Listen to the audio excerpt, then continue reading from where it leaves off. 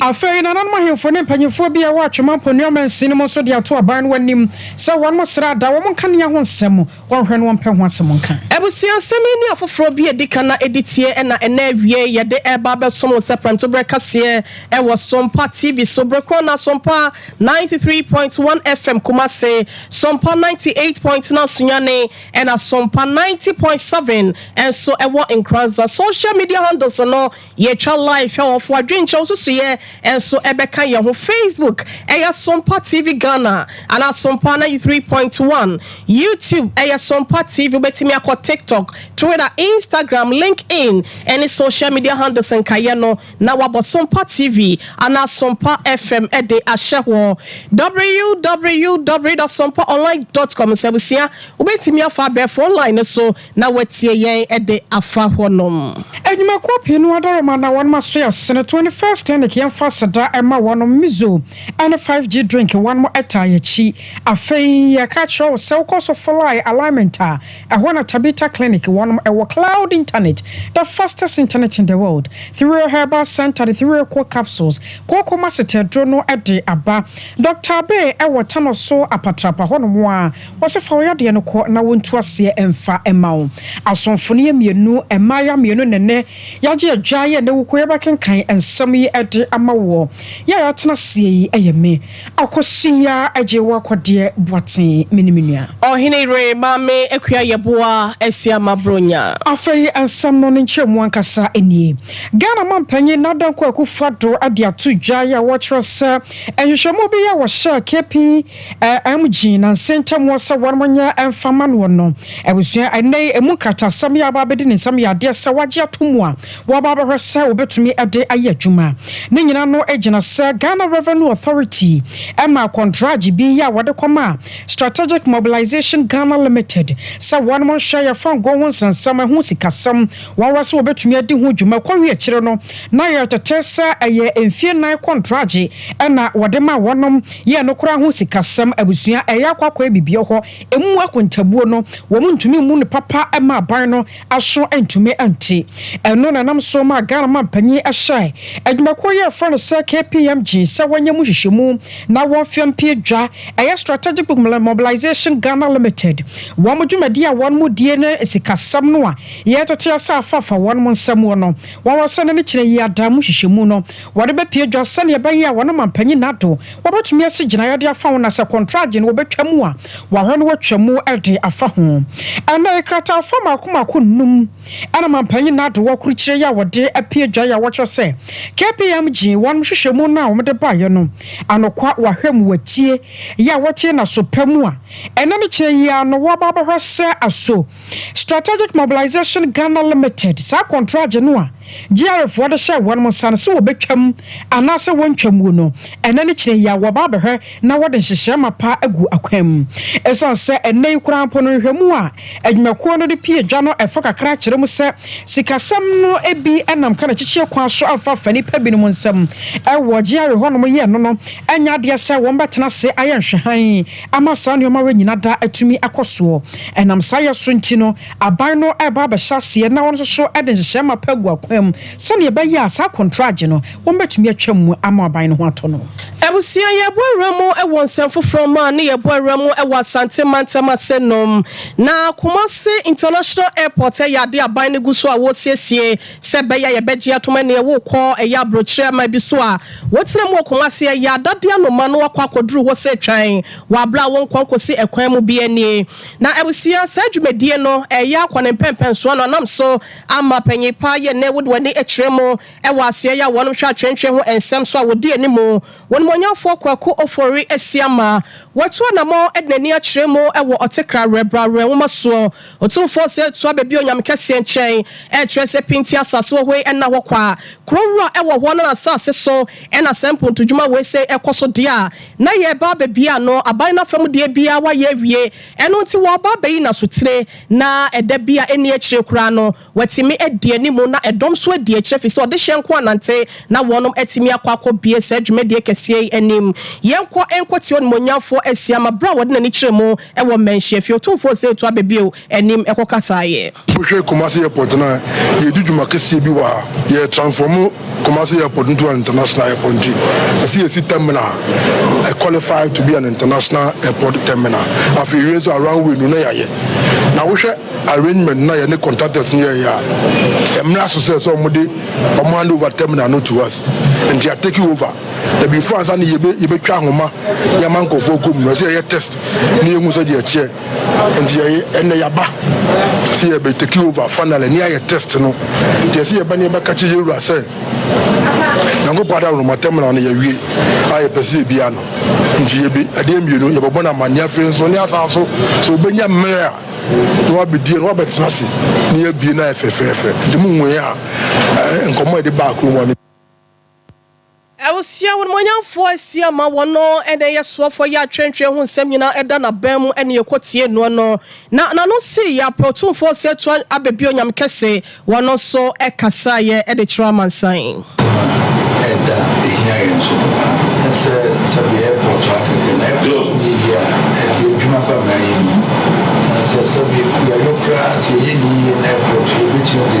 ankane mambu ne menina free hand pe bichi ya pasa ko kana grama djuma se remu tia wo be any friend na na se be bichi ya bichi na beba se djuma ya ma se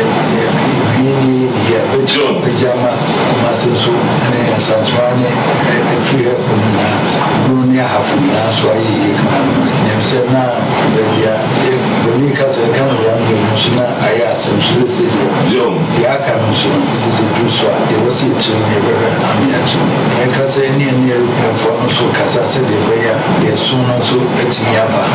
e be tu ba so chichi ba dio sian for mo dio sian ko dio so di free ase ne si tin ne kana to se be to se de men no me everybody Britain no British was etiba ba sa ni ban be do a ruta be ni adwuma enjo mo dia be ni adwuma so ya be ma bia se ya me ni adwuma se e ka kragan is ka sa na so ni ma be ni ka ya ma ko ya be fa so be ni ska dia ya ka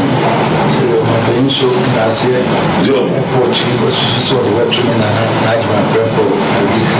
ya mo be ka we say airport there na inland port no so at EAC ko be yi fu na here kan port there airport na in airport ba ko so inland port so every train to Babisha na so be here ma so ada watch ya mo some free ko for person yo be the we on oh yeah EAC ko be atitini na na ye no so no sika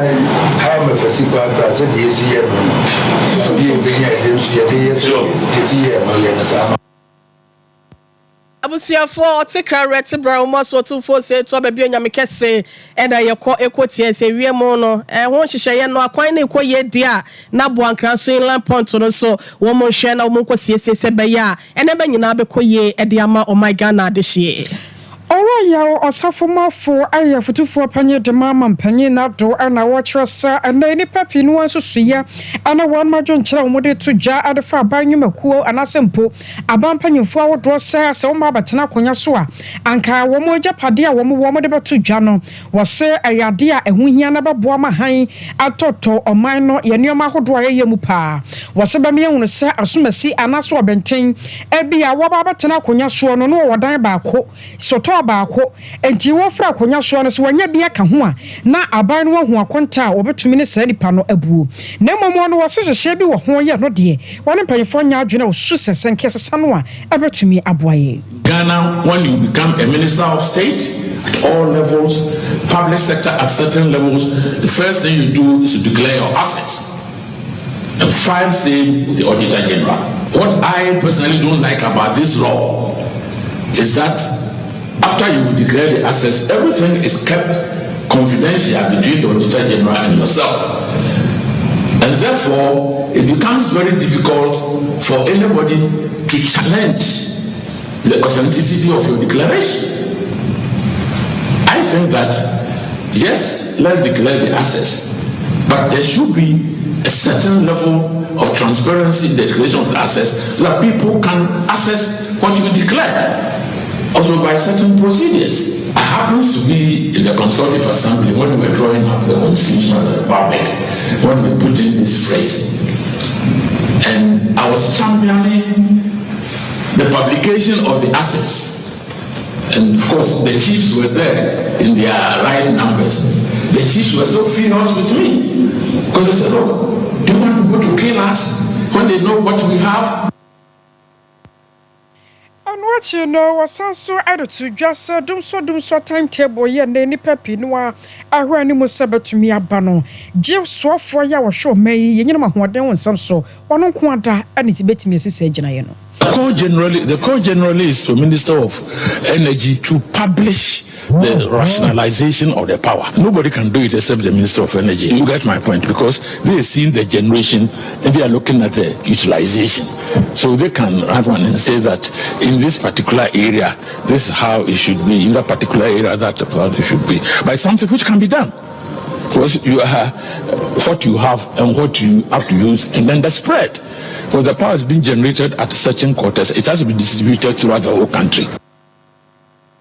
I was saying, I need to come on as some pony, what ye photo for Panya de Mamma and Penny, or Raya or Safo Mafu. Sia ya bweremo ewo ensemfo from na nado dan kwa ekufuado wode ensam dodo na atuja na ne nyina no ekwo ede ama abanwumako awodo se wonum esikasem ho entotoye no wonhwe na 2023-2024 de no wonfa enkoma eye baabi a wase wonum ede ko se be ya wonum nyina betimi ya hwemo no mahu se enkontabuo efasikasem ho no bibia ekoye anasesen ena enema esitie wode ensem wese nyina atudwa wabra enei na wopa eye policy on corporate governance ano ehon tomapa ena na ekoso na dodan kwa kufuado wokogina sia woda ensem dodo na edi treye. Failure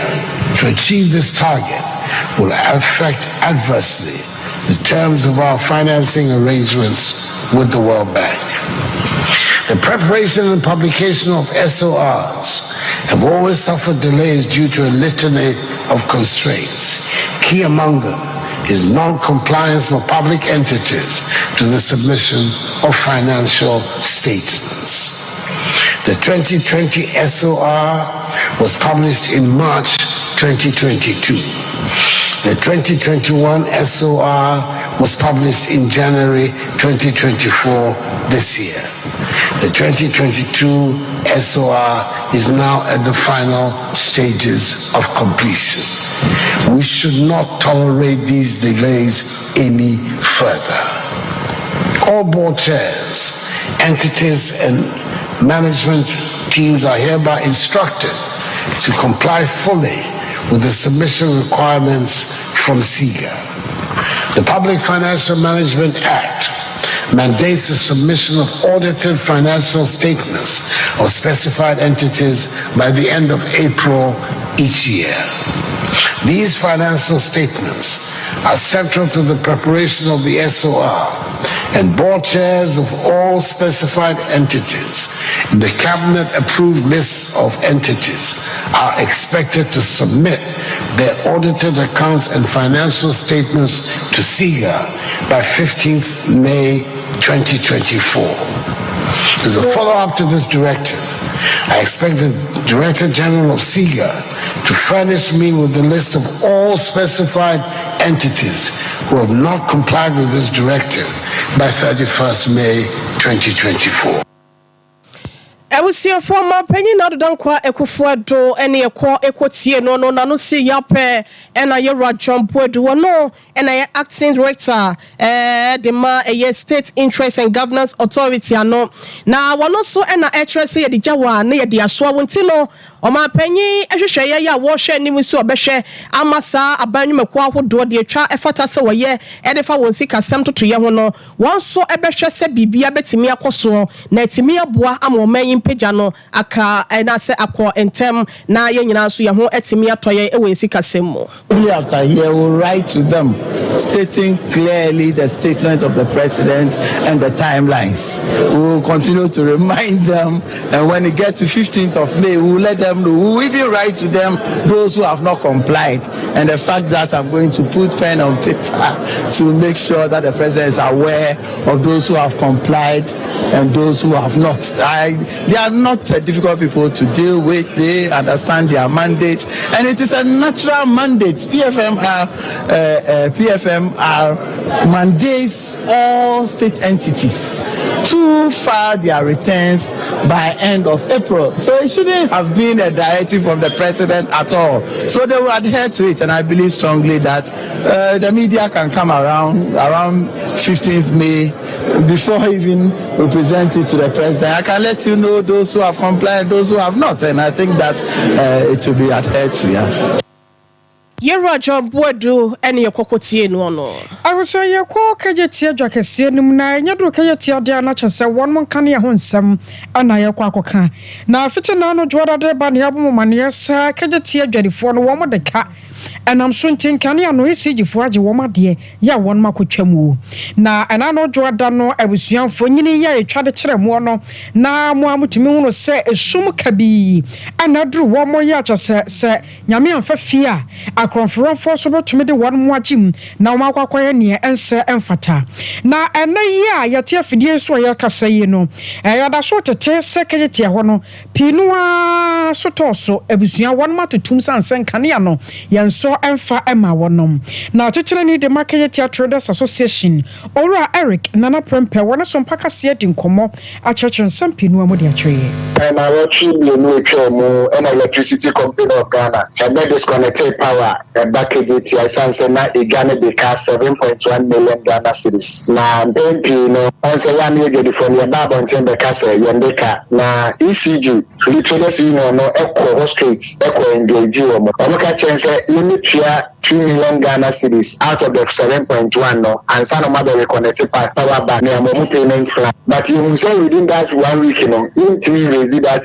2 million Ghana cedis the bageni ya ma me be see 1.5 million Ghana cedis. It within 1 week no Monday no obutumi kotua 1.5 million Ghana and now omobere connected power ni nkra no my asa na kwa 9:30 or management na kotua sika because not previous leaders ni say you monitor bibia but if you can no more reluctant kakra but you be want to normal restore power and omka say within the next 3 weeks see we 2 million Ghana cedis but my ugadi bia so on deka you so sika no management no management no so sika no ugadi no and so sad ya so be ya yem person e be so pass how ni bi no so management no mo so sika no ugadi no one man the only way we be recoup that sika no and the deka bia no lock in shop na ya nhwe yem go fu amon meka enti obetunya ko lock wo shop my last week say ni sitting raise 1.5 million no shops are lock na no and within a week obetunya raise 1.5 million cedis enti obi a one day card here management in lock in the shop and I say o the council any zero payment o ma obetua bi na o mako bi ama na o maka cho say the model that tete bi aka as time we can say betua bi no ma be lock no mako akotua yen no dey before no ya management na say because within 1 week no obetunya lock over 1,000 shops but you know people more than 20 about until by the say me neka as you are locking me within that period now no and management ni raise 1.5 million na ya de ko take can should be married ECG literally obi on the car omo lock in the shop da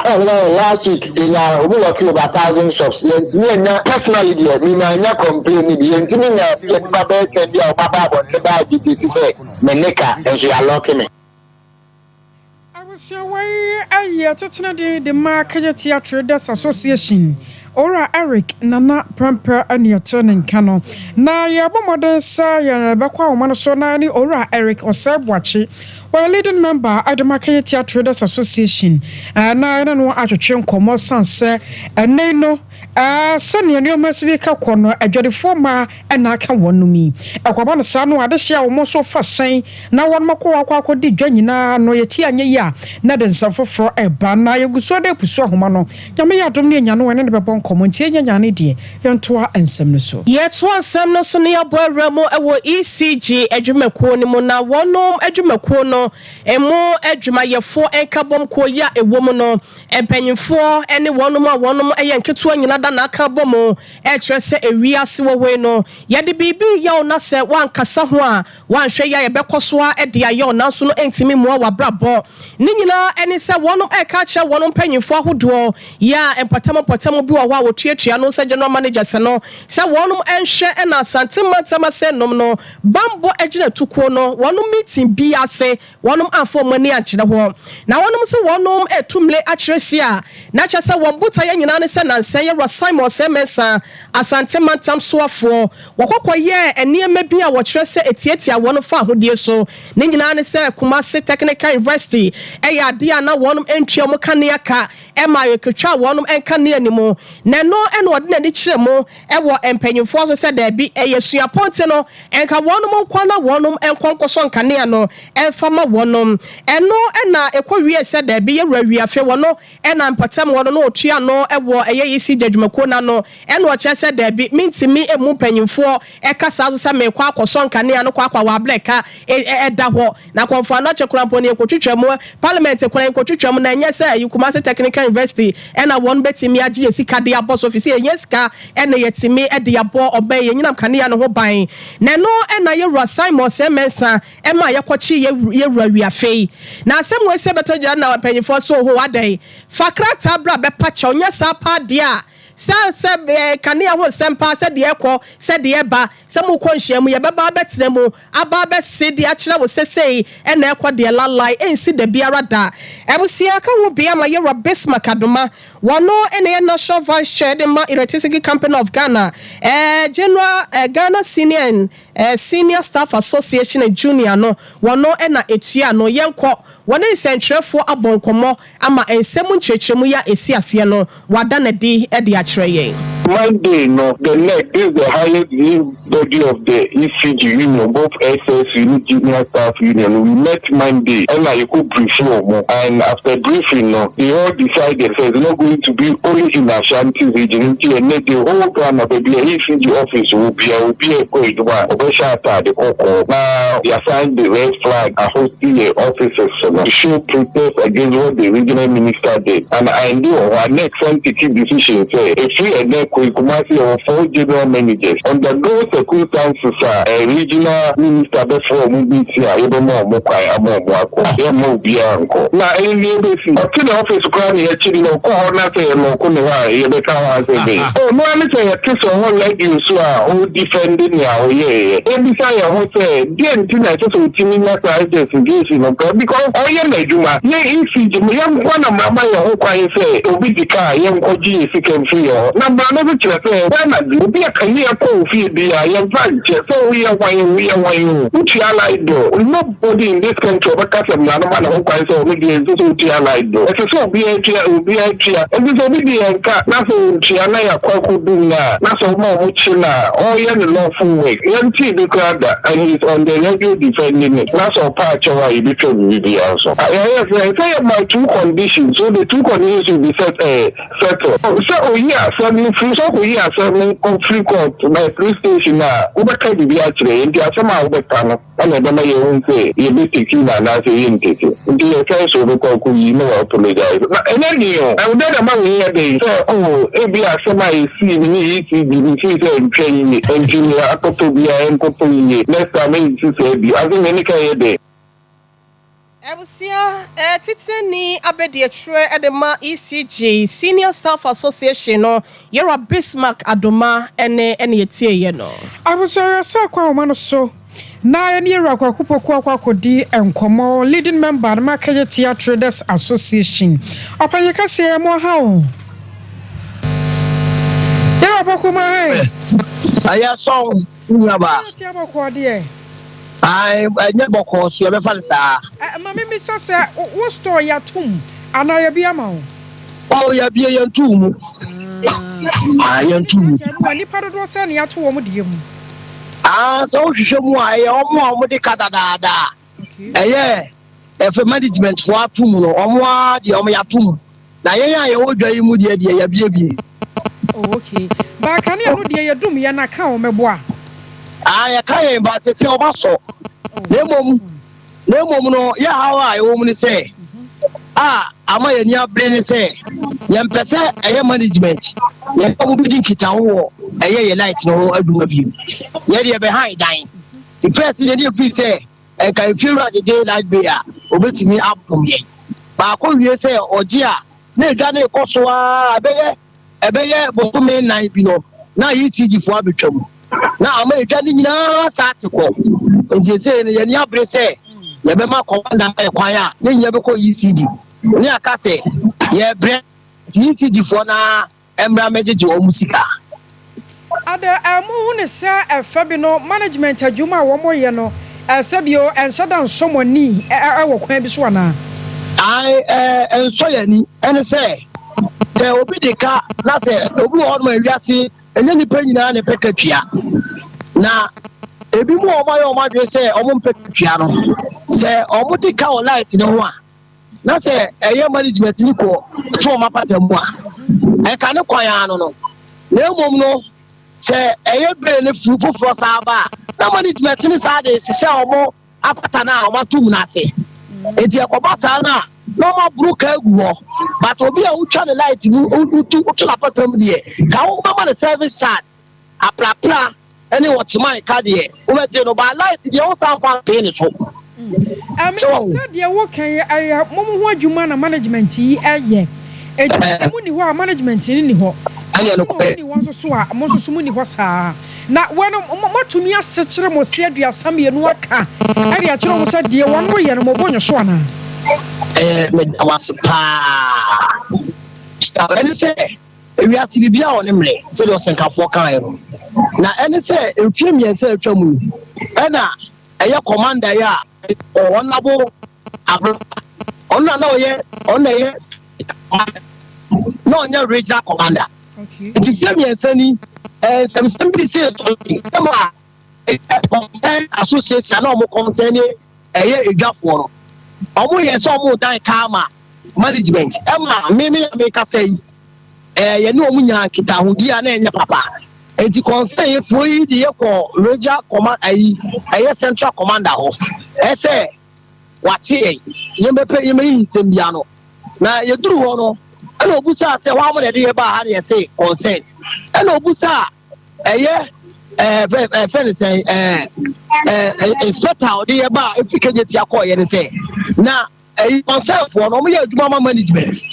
ana o si da bi omo ye adwuma traders because no bi ye adwuma traders o sa ene nya asem a o chede ba ha na ye di asem ne chechire mu kan light no wasem na omo say ye nkoni ye kosiesie ne si da bi be no omo de maye no eso vi mi ntin ye kan ya be fe mo ne entiase anya adwuma ne say say yaka say omo hweso na omo ngigi ye fe ne say omo skinity any omo service charge by electricity die ya mo omo ngigi biem ta ye ne yi sidi bedili na mo ne sidi bedili no ye ne say de we nyina sato betumi atwa ye so ya to mita ana mita ye ho asem so emi ya atwam wo ya test ko fa bai e kura se meters ni bia ba na ade no ho asem no wadaro ma akwa kosisai e no asem de ne kura pa cho wo na mi hu se ekwaya ECG faso da omo kan se na first we are see Ghana na yesu postpaid and omo prepaid buy na prepaid omo dey buy che se omo be se wo to wa de na wa wo use esa na wo pe a no akoto omo mpe ha obia bati makao eti de ni hwe yati a atonso don possible kro onia wo be do ma be kode ya teni mita ama ne e de e ka wo boye nyina se card ni okoto ani atew pato set sa no correct na e ba ni se na kejetia ya yesi e permit yi so obi de car yetimi tum ni light na bonkum so e wo light then the fast so e wo light then fit video ni light na je se e di mita yi na mo ma mita no wasem a almost 60 ko twes ka o ya santo a 2800 entiasie bi anim enu ye wadaro ma anu ye nipa ba akopɛ enu ye nipa ba akopɛ e pe charge o mo ji ye no e wo ya santo bank so enu na ye entiasie eti yesi there bi ECD there meter kura no there so mo de ma ye obi de ka 100 million pa obet ama me say me ko to light ade wate me mani beti a mi wuye a yesu ma ye ni matwa wi ebi mo say there bi da obetua sika na ansa de meter na ma enu ti we nya ka ho na ya ka bomu a regional commander ma ye kwan a ye nyina ye ko ECD ye so mo me ye free enkwaso yi mu free eye management nsam ye wuru ama amiro poku wada mama help na mo me de wosie no se akoye mpanyimfo ye amode de adwadifo ya no ejika ne wonuo ejina ya no mo sie akoduru sei ye be ma adwadifo ho atawo no ene se me wo letter wa ha eye last week ene ye keka etibo mu ne ye se no ne ye da sumu eti da sumu na ye de mic fa mu se say ye hu the management e bo omomode ebi mu se ebi mu so edika yade atum ye se broni ni so ko oja ye ka eti ye nyina be de na ye ya be high store edware mu ye ti bi atiate titi ye nyina ye peda ko ye nyina ye ko ECD ye ko ECD ko ka kire o mu se eye momle mu na mo meboa ye ade ti na ye di ye dware mo betwa light ni eno na ye ti mi nante kwa ho ko sa eye se ye hu a police for ne de emla ye adwuma eti ye ko eye kejetia police station ye ko na omo se letter no ye fan call regional commander wo eni ye duru omo so se ye fan call ye ko central omo se fan call regional commander wo ne de letter de call ya no ena eja abrakwa ya efie mi ense atwa mu yi no no ho eja ye ko to wo no aso na ono no ho ena me a omo tie me ba ho so no emi ana me quality e wa na oji ye no kai ye o se o sle ye yanko obefre ye yakobio no say no odun ko etimi nsom yanfa bi nkonkoma regional minister empa yako ye dibi koma no so nte afa wie se eye tira ya wade ene ebeye ene se omo de say ye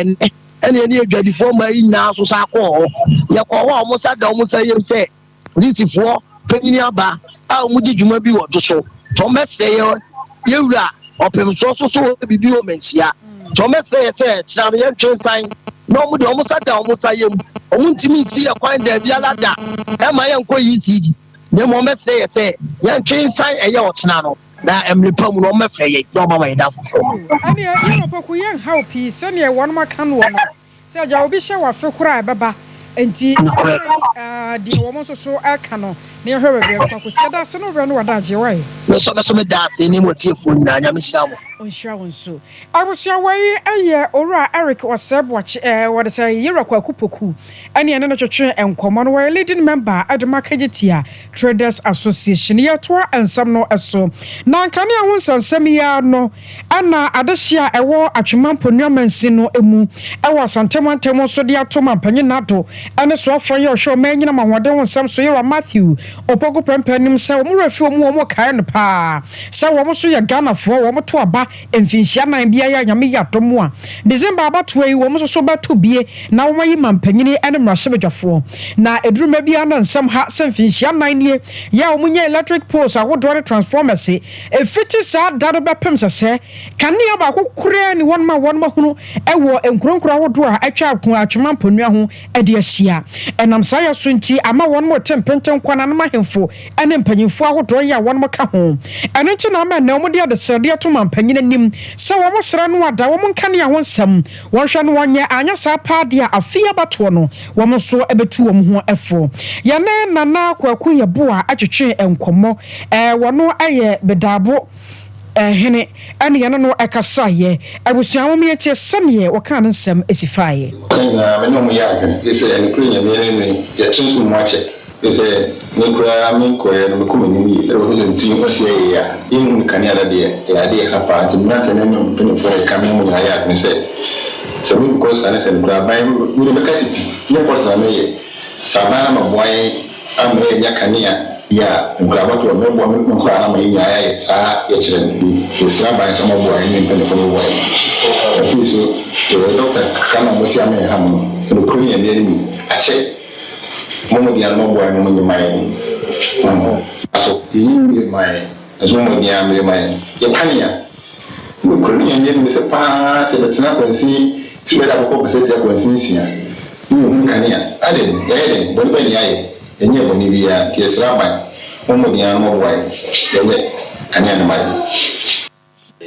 was away bada bohene nana kwaku yeboa no na wachi no assembly member ya no so ewo bada bo electoral area wono so ekasai echeche wo mo ha hodo a omo fmu enkani anasem se de na medical kan hospital bra first time yeboa be chise hospital no sadi nkani e be kan ye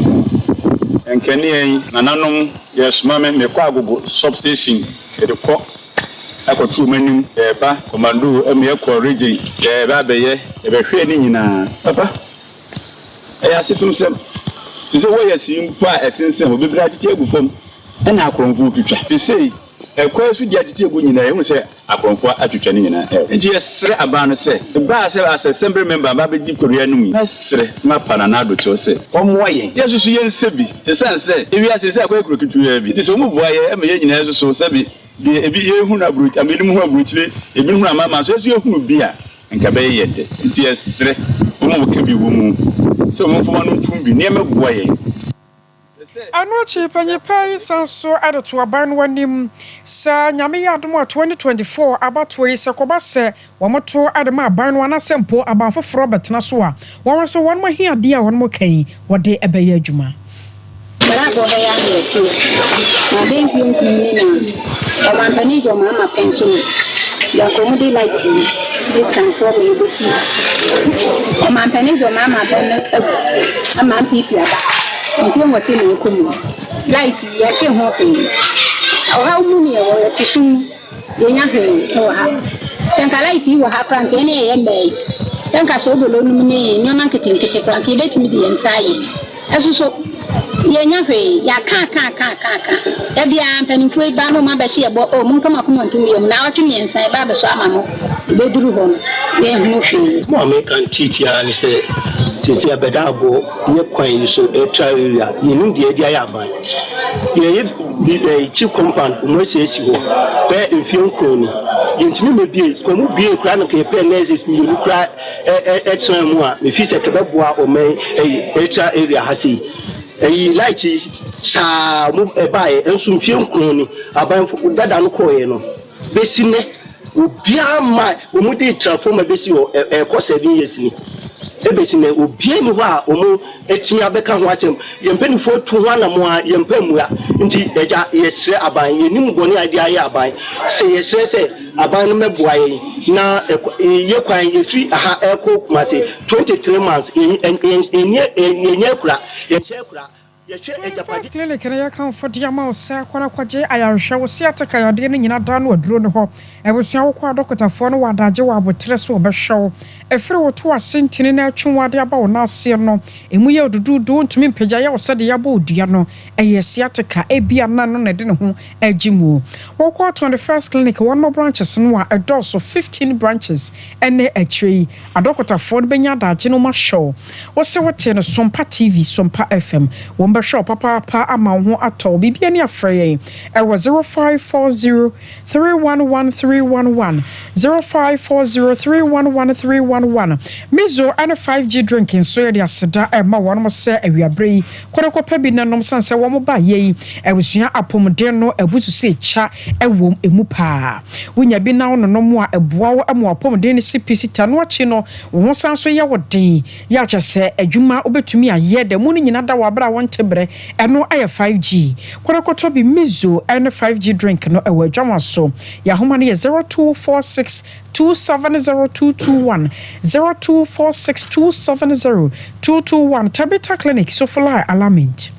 kono monshawe prostate ade na wo liver wo kidney ana sempo ebusua wo sisi na ye wo ya na munsan ade no akwate Tabita Clinic be show obedi hu dwuma obeto ase yade na nyina abekọ amoasa tie si udata mu fryer ne mom sharon sankre wo madina first one foot bridge one mo a na feta kwata kwade ne sunyane 0202 347 647 0202 347 647 adroni ni okọ aye 3 herbal center du power de aba 3 oko capsules ose koko masete adro no etumi sisi ade koko ayam tim na fe oho atopa ebuso wa wontumi nya na yie koko de di mu ache usisi ɛyɛ ɔya ɛmɛɛma no nkanka wɔyɛ adwumaden wokɔto abue wosɔde abue wotena se koraa de abobo yɛ maame no mpanyimfoɔ yɛ asisiadeɛ abɛdwa mo so hia 3 capsule so betumi anonomo ɛna wie yɛ nkɔkɔna kɛba Danny Haba Mr. Banasa Pedank and now the Freya na yanyo so I was 0546 107 107 0546 107 107 ya general so na ya ton cry about pinua and akechi 21st clinic aye sciatica expert sciatica no o nurse na wo to ase na fa wo siremu na fa wo nasia besi ase ho no se ho techima eno ene ye fa ne sciatica na etimi bubu o to ase ka wo se dwe wo sirem wo je ho ba bia enye na no na 21st clinic ba ye adwuma pa wo mu yenti abasobo o magine wo Ghana ha ene amono ne enya asem ketua wo mu ji international awards ahodo wo mu ji local awards ahodo na anu nso na wo mu be the only sciatica research and treatment center in Africa. Bibrim hano ebini baby a gise 21st clinic nkwa. Wo mu dia bibiduro ene besa o yare no masa de machine aka ho. Eya yare sabia yare bia wotimi de ko ne mama ade ba ko a wo magidi wo mu pa no. Eye sciatica ena stroke nso de kwa diabetes ne hypertension ne ade ne ade. Ghana ha ba bia wo mu ho 0540 311 311 0540 311 311 na 21st clinic. Wo mu ye sciatica expert.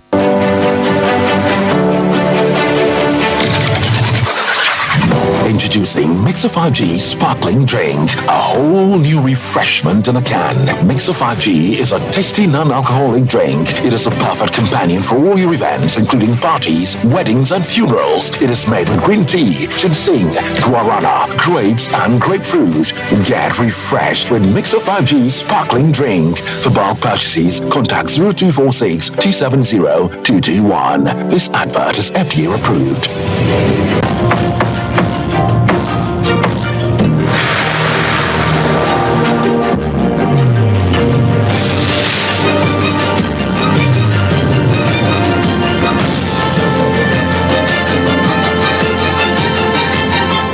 Sompa TV, Emma Aketiapa.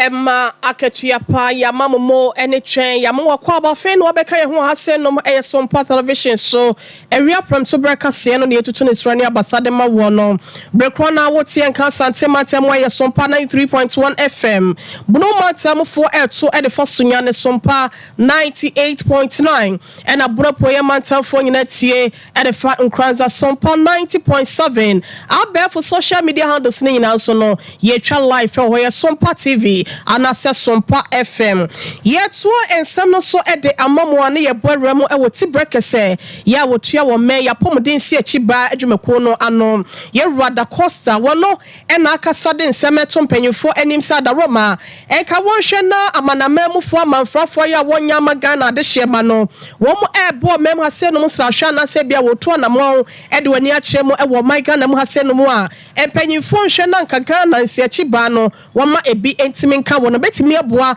ama Ghana yetimi akoso ama bibia so awiemu die e de amayen wonya abrani adaje echwechwe nsem dodo na mu e de kire yen sei. In our act, non-Ghanaians are actually within that. We have to cover non-Ghanaians.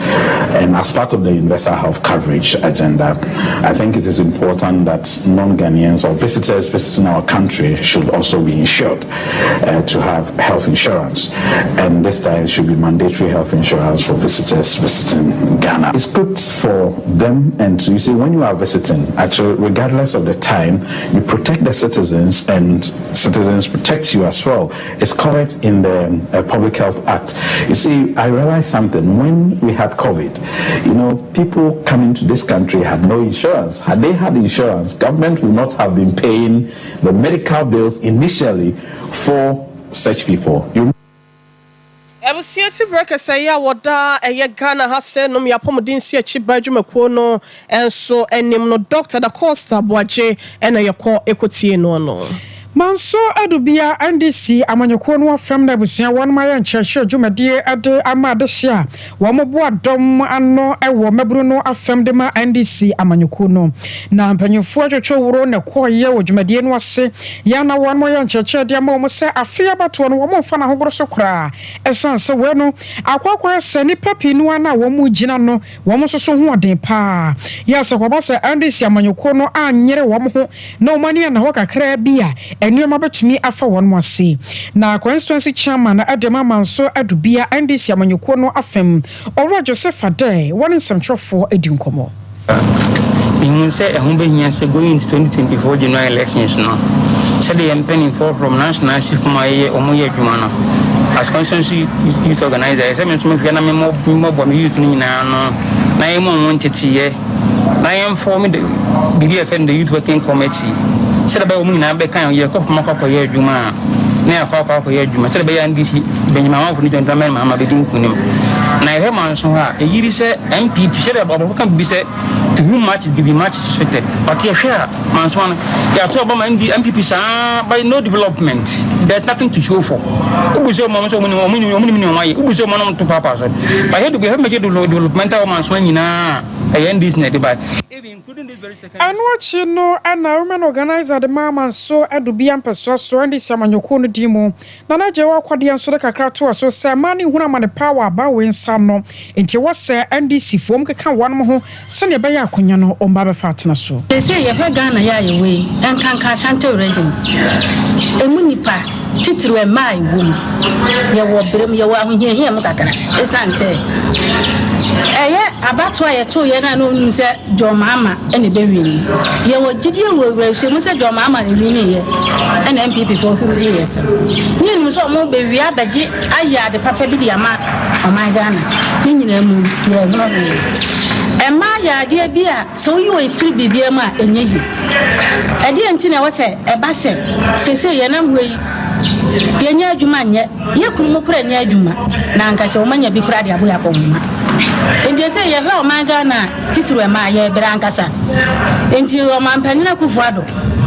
se wo ka nipa e ma na wo se odi nka abo e ma ye nipa bi ye krokro ye kunu ye twi ye kunu ma dwen ba ne ma bi so wa fa ma se ye fun atantade bi mam Anochi no ana constituency chairman Yura Frank Entweje enso de kakra to aso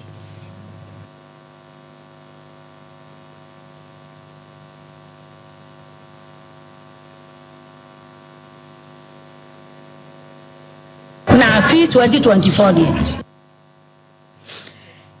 Awusia mo fancha ne ye bo modern se benya Yura Frank Entweje ne no ya body ama wo ya fa sedama Dr. Abegi wo wotano so apatapo hono mo akono won show na wo ya de ne nyina da etuo entwa 0243345392 cloud internet so ama wifi internet ne won sensem nyina da wo de ma ama ho ato ye wo top high ye na love fm edi enhwani mu 0202699110 ya fa seda ama kwa Veronica Jando akosia somo abuzi ya Grace ene enkayo no yadamo nyina mo ase yewra sante abo Benedict ne se mo de maye akosia ajewa kwade aboaten ene medin mene ohini rema me akua yeboa asia mabronya ye sorry adwaso ama sofoma me premeni amesa woman king wode sompa komo oye ne bowler style ede atoamoso